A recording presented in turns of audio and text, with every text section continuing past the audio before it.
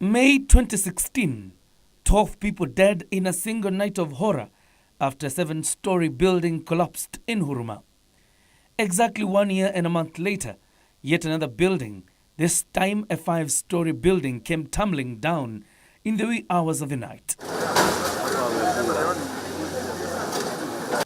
Eyewitnesses say the building had shown signs of caving in last evening, forcing most of the tenants to evacuate. But there are those who still went back to the rented houses, hanging on hopes. By 1:30 a.m. Sunday morning, the building came down, killing 3 and injuring 4 others. Na mama aliokoa watu wanakaa kwa hiyo gorofa. Akawaambia gorofa inaanguka, juu mchanga ilikuwa inaanguka kwake, anaitwa Mama Teddy. Akawaambia gorofa inaanguka. Vile aliwaambia gorofa inaanguka, security wa huko chini wakakuja wakabang gate. Vile walibang gate, watu wa hiyo gorofa wakashuka wote. Mtu wa mwisho kushuka ndio sasa gorofa ili sink na chini.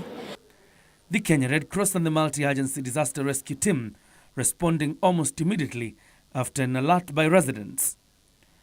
The team spent the better part of Sunday combing through the rubbles in a bid to rescue those who may have been trapped under. Tuna imani kwamba huenda ukawa hakuna watu wengine ambao wameumia kwa hii janga. 12 hours later, the exercise was halted, satisfied that there would be no more people under the debris.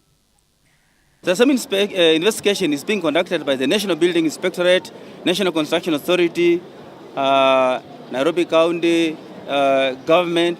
They are doing different investigations as per the nature of the building and what they may suspect that anyone must have committed as per the law. The Nairobi County Government and the National Disaster Management Team announcing immediate evacuation of nearby buildings that they also considered structurally unsound. Inspection is being done straight away to ensure that those buildings that the public feel that are unsafe, public are advised to vacate those buildings, and then decision has been made that some of them will be knocked down straight away while these machines are still on the ground. That when you are advised to leave a building, it is for your safety and that of your family.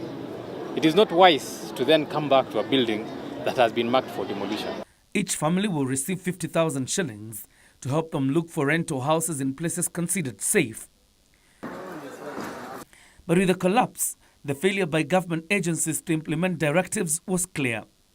In 2016, the Nairobi County government announced that it would bring down all buildings considered unsafe in Huruma and the entire Nairobi, but so far only 9 have been demolished, leaving the other 14, including the one that collapsed.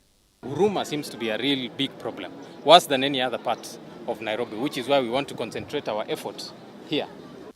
Near the collapsed building is a primary school and a boarding secondary school privately owned, all operating under the danger of dangling buildings. Police are now hunting for the owner of a building who is said to have gone under. These are the rubbles of what used to be a 5-story building that collapsed this morning, claiming 3 lives. The 3 lives becoming part of the statistics of collapsed buildings in Kenya, and particularly Nairobi and in Huruma, a place notorious for collapsing buildings. But again, a high indictment on government agencies, particularly the National Construction Authority and the county government of Nairobi, on why they didn't bring this building down 2 years after marking it as unsound for people to live in. John Jacob Curia, Channel 1 News.